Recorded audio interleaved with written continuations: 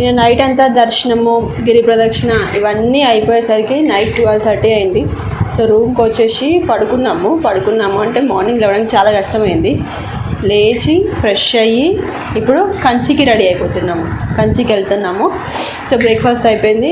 So all set అన్నీ సర్దేసుకొని మనం Kanchi bus స్టాప్లో కలుస్తాం. ఇక్కడ మన కంచికి ఇక్కడ నుంచి వెళ్తాము.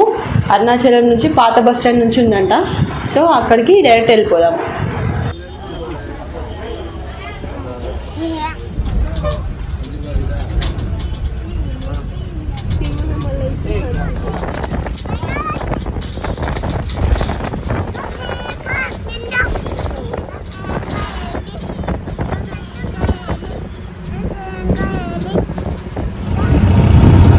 బస్ అయితే దిగాము.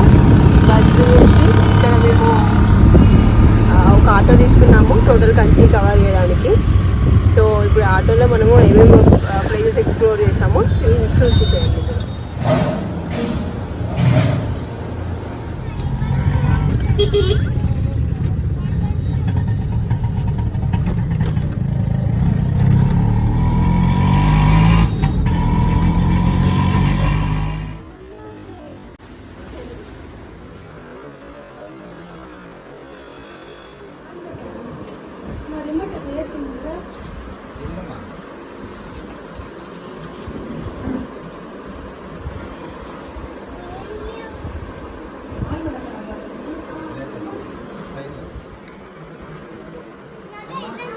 తీసుకుంటారా ఒక్క ఉండాలి తీసేసి లోపల పెట్టేది ఇక్కడ పెట్టేసి ఇక్కడ కట్ చేయాలి. షాపింగ్ అయితే అయిపోయింది. మంచి పట్టు చీర చాలా బాగుంటుంది. సో ఇప్పుడు దర్శనం వెళ్తున్నాము. ఇలా తొందర అయితే వెళ్ళిపోతే పడుతుంది.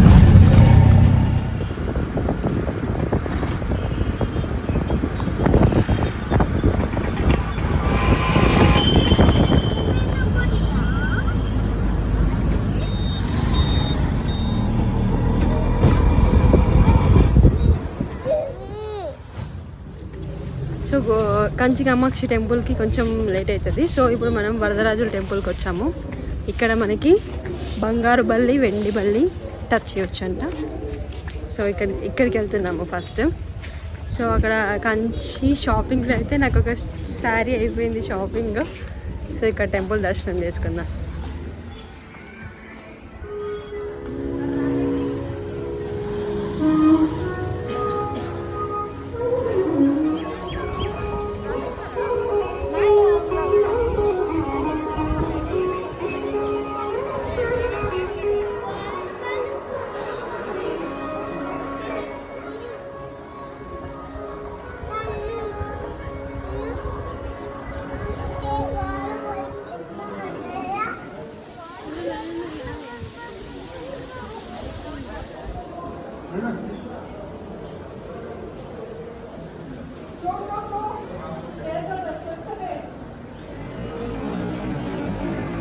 సో ఇప్పుడు బంగారు బల్లి ఇంకా వెండి బల్లి దర్శనం అయితే అయిపోయింది. ఇప్పుడు ఇంకా టెంపుల్కి వెళ్దాము.